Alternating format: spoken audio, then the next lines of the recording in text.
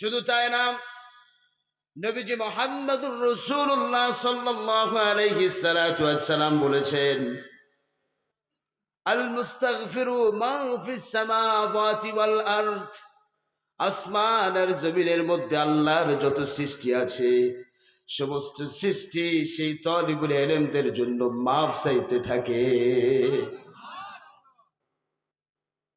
আল হাইতানু ফি জাওফিল মা, পৃথিবীর জলরাশিতে যত প্রাণী আছে, সমস্ত প্রাণীগুলো সেই আলেমদের জন্য, সেই তালিবুল ইলমদের জন্য দোয়া করতে থাকে। বলুন সুবহান।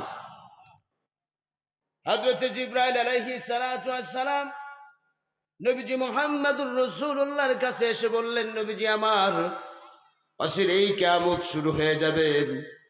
কিয়ামতের আগে পৃথিবীতে প্রচুর ফিতনা শুরু হয়ে যাবে।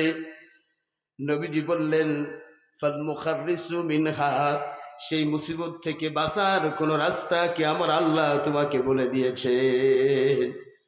জিবরাইল বলেন, ইয়া রাসূলুল্লাহ, ইয়া হাবিবাল্লাহ, সেই মুসিবত থেকে বাঁচার একমাত্র রাস্তা হলো কিতাবুল্লাহ, আল্লাহর কিতাব।